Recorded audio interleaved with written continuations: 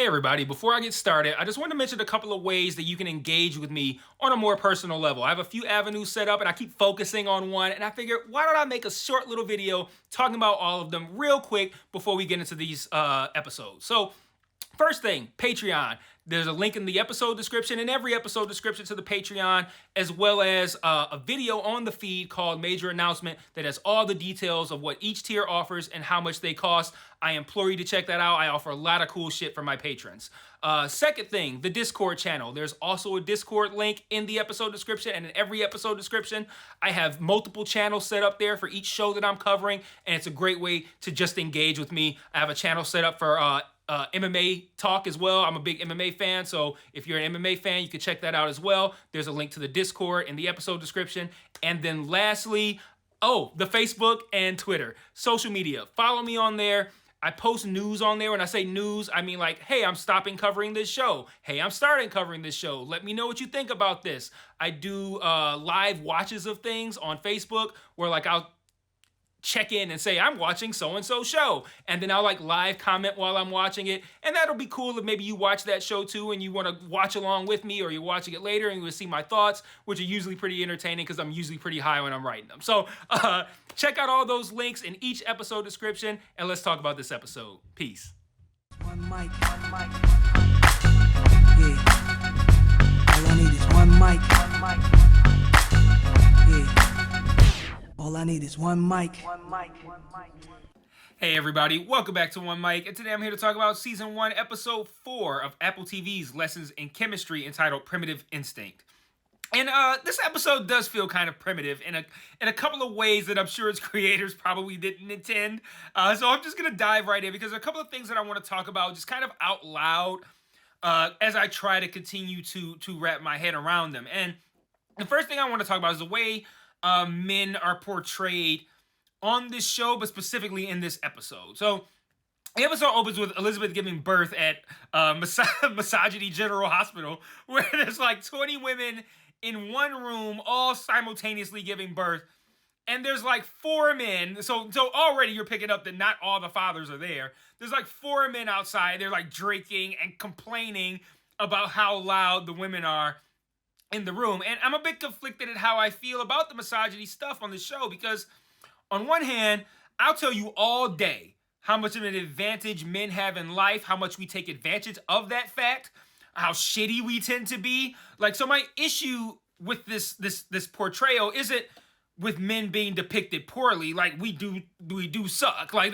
that's just the reality. But my conflict comes from how they relay the message. Like, I didn't like the scene with the men standing outside of the hospital room drinking and complaining. It felt a bit too heavy-handed, especially since we get 17 messages about misogyny per episode anyway. It's like, if you try to convey misogyny by having a bunch of men watching a game, and then one of the men tells his wife to go make him and all his friends a sandwich, and then they talk shit about her while she's making the sandwiches. Like, that's how blatant this was. And it's like, could you at least try to be a little bit more creative and not convey that message in a way that has been conveyed 5,763 times before? But then on the other hand, I did like the scene where her doctor comes to her house to check on her. The one that was like, hey, we gave her like a pass to like his fucking rowing club or some shit. And that one felt a lot more realistic to me because the misogyny is a lot less obvious and a lot more subtle.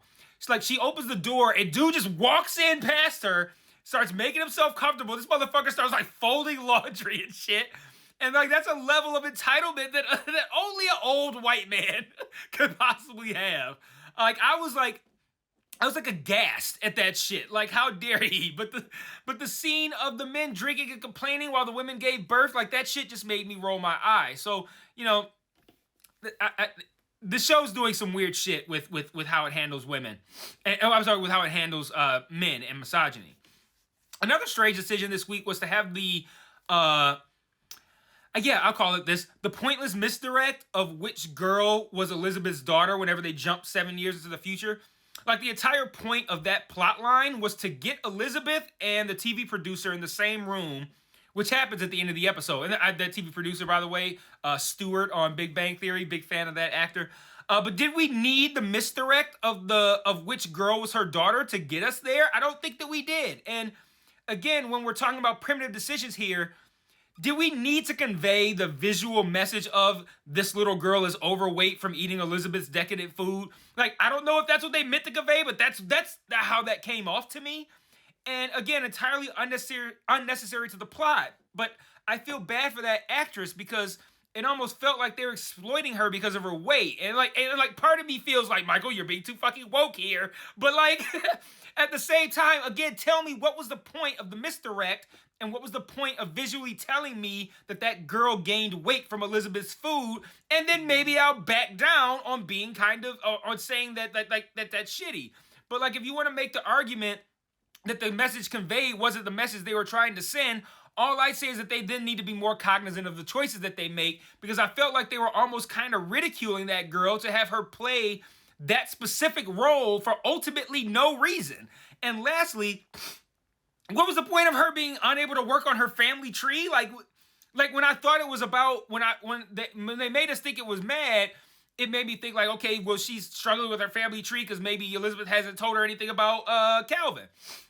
They really hammered that idea home, so I hoped it would come into play somehow later, but then it just turns out it's like, that's a totally different girl. So I'm like, what was the point of that? So I don't know. I might be eating these words next week when, or I should say tomorrow, when episode 5 comes out, and maybe I'll go, okay, well, that's why they did that. But like, I don't know, you guys. So back to the present day plot line. Elizabeth is struggling as a single mother. She can't get her daughter, affectionately named Mad, not short for Madeline or anything, just a synonym for angry. She can't get Mad to quiet and calm down. She can't get her to breastfeed. Periodically, Ghost Calvin appears to kind of help mellow everyone out. But Elizabeth still struggles to get the baby to feed, and her frustration builds, so she decides to go to Harriet for help. And I like the "You Are Not Alone" scene, where Harriet and her friends help Elizabeth through her postpartum issues with her postpartum issues by letting her know that they had these same experiences and feelings. And that's got to be extra shitty today, with everyone always posting exclusively the best aspects of their lives on social media. So like if you're someone feeling like Elizabeth feels, and then you go on Facebook to see everyone having a great time with their babies, it's probably going to make you feel even more alone and even more inadequate. So it made me feel good that Harriet and her friend could immediately see what Elizabeth needed, and they gave that to her. So thank God that Elizabeth had to deal with that in the 70s and not 2023. So in order to stop from losing her house, Elizabeth starts, I don't even know what you call it, because it's not tutoring. It's basically just, I don't know, it seems like she was just giving chemists answers to questions. And she does it for money. And this is how she finds out about Donati stealing her research, which we talked about in the last video. And when she goes to the lab and confronts him, we find out that they did in fact win the Remsen grant with her and Calvin's research, which prompts a kitchen to lab montage, because Elizabeth wants to finish her research on her own so she can work out of whatever lab she wants. And when I say kitchen to lab montage, we see her destroying her kitchen and her plans on making it into a lab. Excuse me. The episode ends with Elizabeth confronting the TV executive about his daughter taking Mad's food, and this scene was just so ridiculous. Like, she's like, and just so your daughter never takes my daughter's food again, here's a recipe for what I make, as well as a sample so you can taste it yourself, and a rant about the importance of food, TV executive guy who's looking for someone to host their own show. Like, I rolled my eyes so hard that I looked at the roof of my skull. Like, what the fuck was that like? Like, man. And Elizabeth turns him down, but we later see her staring at her reflection in the TV. Not to mention her cooking show is the entire focus of this show. So yeah, she's going to take that job. But, looking back on this episode, I kind of feel like these first 4 episodes were like an overly long prologue to explain Elizabeth's motivations for doing the show. And what they really want to tell us or show us is what this show was like and the impact that it had on women who, as we saw for a very long time in these first 4 hours, are being treated very poorly by men, because, of course, that's what we do, even now in 2023.